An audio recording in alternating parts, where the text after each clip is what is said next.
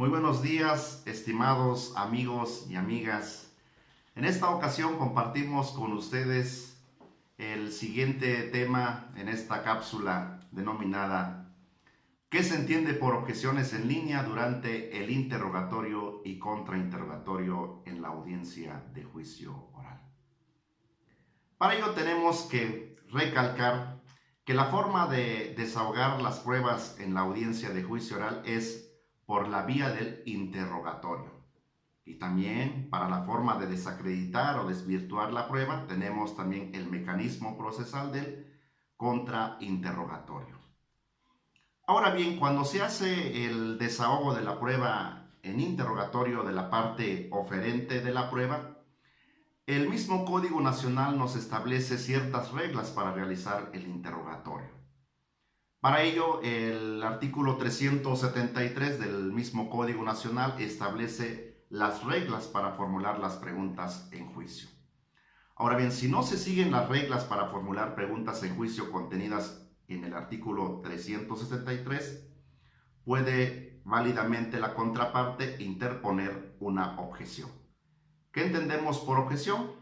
Objeción es el mecanismo procesal por el cual los litigantes, llámese Ministerio Público o defensor, para controlar el contenido de la prueba. Es decir, para controlar la información que va a incorporarse al debate.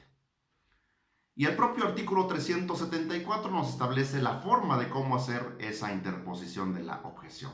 Y nos señala que la objeción se debe de plantear antes de que el testigo conteste la pregunta formulada. Ahora bien, ¿cuándo el defensor o el Ministerio Público debe de hacer una objeción? Se recomienda que se hace o se debe hacer una objeción cuando la pregunta puede afectar la teoría del caso de las partes.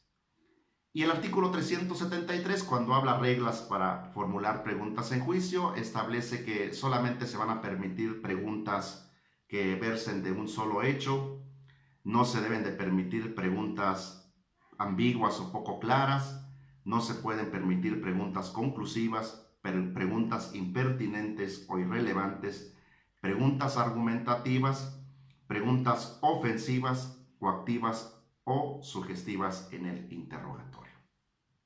Entonces, cuando una de las partes hace este tipo de preguntas, válidamente su contraparte puede interponer la objeción. Sin embargo, estas no son los únicos tipos de preguntas que se pueden objetar. Se pueden hacer diversas objeciones. Recordemos también que en la audiencia intermedia es donde se ofrecen las pruebas y es donde ya se va delimitando los puntos sobre los cuales van a declarar ciertos testigos. Es decir, el oferente de la prueba desde la audiencia intermedia tiene que delimitar los puntos sobre los cuales versará la declaración de sus testigos. Y entonces cuando se llega a la audiencia de juicio oral y el oferente de la prueba en vía de interrogatorio, cuando desahoga la prueba, hace una pregunta que no va acorde a cómo planteó el ofrecimiento de la prueba, es decir, a lo que iba a declarar el testigo, válidamente es que también procede una objeción. Bueno, a este respecto, para evitar diversas objeciones durante el desarrollo del interrogatorio y que esto no permita que los jueces tengan esa inmediación con la prueba, se utilizan las preguntas o las objeciones en línea. ¿Qué quiere decir las objeciones en línea? Bueno, el defensor o el Ministerio Público, cuando interpone la objeción, tiene que señalar que no se deben de permitir ese tipo de preguntas. Es decir, se hace una objeción en línea del interrogatorio.